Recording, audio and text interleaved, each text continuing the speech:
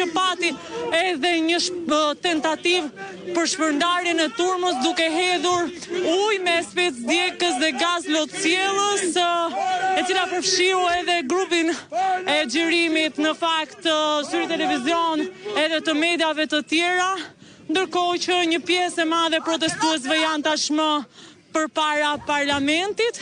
Është këtu sekretari i përgjithshëm i Partisë Demokratike Flamur Noka, ndërkohë që me gjas pritet i bashkohet protestës para parlamentit edhe lideri i opozitës Sali Berisha. Me tjerë e Rama Ik janë përqendruar tashmë protestuesit para selisë së parlamentit, duke e konsideruar Kuvendin shqiptar si një vend inkriminuar që nuk përfaqëson më qytetarët pas skandaleve të fundit që kanë përfshirë qeverinë.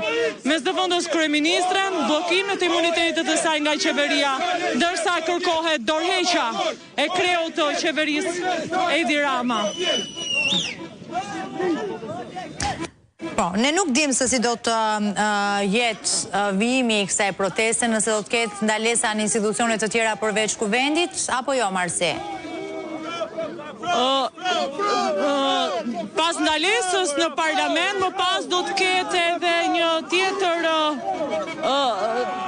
një ecje, le të themi kështu, për të shkuar drejt selisë së Partisë Demokratike dhe për ta mbyllur atje protestën, ashtu si kundër ka ndodhur protesta të tjera kombëtare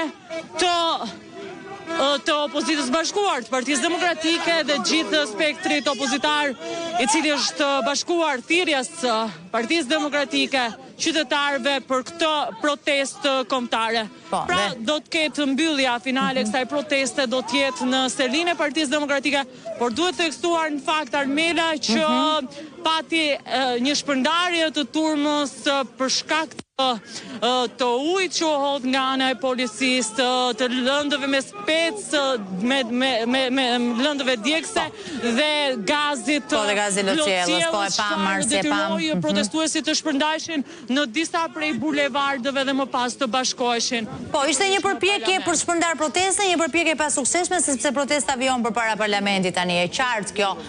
Ndërkohë Fation Gjinaj Marsi është pozicionuar diku aty, po në një tjetër kënd, ai na sjell të tjera detaje nga ajo çfarë ti sheh aty, Fation. Përshëndetje së bashku. Përshëndetje, Armela, ndodhemi në hyrjen qendrore, pra ku futen edhe deputetët në Kuvendin e Shqipërisë. Disa deputetë Partisë Demokratike janë në vijën e parë përpara protestuesve, ndërkohë që përballë kanë forca të shtuara të policisë dhe forcave të rendit, të cilët kanë bërë blokadë në hyrjen e parlamentit. Aktualisht situata paraqitet deri diku e qetë, duke qenë se turmat u zhvendosen nga bulevardi Dëshmorët e Kombit, ku pati edhe incidente sa i takon mënyrës së reagimit të qytetarëve, të cilët hodhën flagadan dhe fishek zjarre në drejtim të godinës së kryeministrisë. Por policia ju përgjigj, ndoshta duhet komentuar në të ardhmen, a ishin kushtet për të përgjigjur proporcionale, po. A ishte proporcionale apo jo? Po, duke qenë se u përdorën autobotet e ujit për të hedhur dhe shpërndar protestë.